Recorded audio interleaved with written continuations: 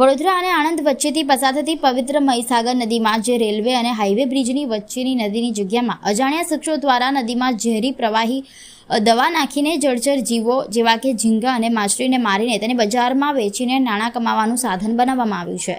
પવિત્ર મહીસાગર નદીમાં ઝેરી દવા નાખીને જળચર જીવોને તો ખલાસ કરી રહ્યા છે, સાથે આ પીવાનું પાણી આણંદ અને વડોદરામાં પણ આવી રહ્યું છે। ત્યારે આવા ઝેરી પાણી પીવાથી શરીરને અનેક નુકસાન થવાની અને શારીરિક નુકસાન થવાની સંભાવનાઓ છે।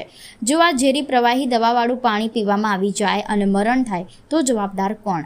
આ અજાણ્યા વ્યક્તિઓ દ્વારા રાત્રિના 9 થી 10ના સમય દરમિયાન ઝેરી દવા મહીસાગર નદીમાં નાખીને ઝીંગા અને માછલી મારવામાં આવે છે અને રાત્રના 12 થી 2ના સમય દરમિયાન તે લોકો ઝીંગા અને માછલી લઈ જાય છે અને વેપારીઓને વેચી દે છે અને આ જ ઝીંગા માછલી બજારમાં પણ વેચાય છે।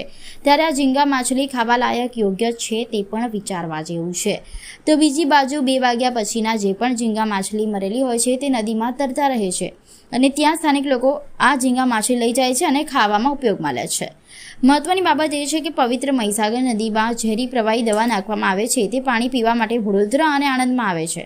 ત્યારે આ ઝેરી દવાવાળું પાણી નાગરિકોના આરોગ્ય અને જીવ માટે જોખમ છે તેવું દેખાઈ રહ્યું છે। આ અંગે સામાજિક કાર્યકર અતુલ ગામેચીએ આ અંગે કાર્યવાહી કરવાની પણ માંગ કરી છે। વડોદરા અને આણંદના મધ્યમાંથી પસાર થતી આ મહીસાગર નદી છે।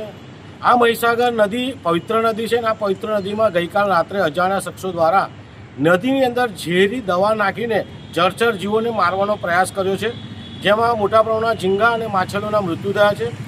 આ ઝીંગા અને માછલીઓ આ તત્વો દ્વારા ભેગા કરીને વેચવામાં આવે છે અને લોકોને ખવડાવવામાં આવે છે। એટલે ક્યાંક ને ક્યાંક જે ઝેરી પદાર્થ નાખીને ઝીંગા અને માછલીઓ મારવામાં આવે ને એ જ લોકો સુધી પહોંચાડવામાં આવે છે। ક્યાંક ને ક્યાંક આરોગ્ય સાથે જીવલેણ ચેડા થઈ રહ્યા છે। બીજી બાજુ જે સવારે માછલીઓ જે પડી રહ્યો છે, ઝીંગા પડ્યા છે, એ ગ્રામજનો લઈ જતા હોય છે અને ખાતા હોય છે, તો ક્યાંક ને ક્યાંક આરોગ્ય સાથે જીવલેણ ચેડા થઈ રહ્યા છે।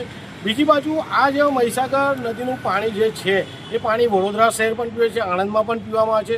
તો આ ઝેરી પાણી પીવાથી નગરજનોના આરોગ્ય સાથે જીવલેણ ચેડા થઈ રહ્યા છે તેવું દેખાઈ રહ્યું છે। તો વડોદરા શહેર કલેક્ટર અને આણંદ શહેર કલેક્ટરને વિનંતી છે કે જે પણ લોકો ઝેરી પદાર્થ કે ઝેરી દવા નાખી રહ્યા છે એમની ધરપકડ કરવામાં આવે, પાણીના સેમ્પલ લેવામાં આવે। આવું જો ઝેરી પાણી લોકો સુધી પહોંચશે અને મૃત્યુ થશે તો જવાબદાર કોણ? જેથી કરીને આવા અસામાજિક તત્વો જે લોકો દવા નાખી રહ્યા છે એમની ધરપકડ કરવામાં આવે, કાયદેસરની કાર્યવાહી કરવામાં આવે તેવી અમારી માંગ છે।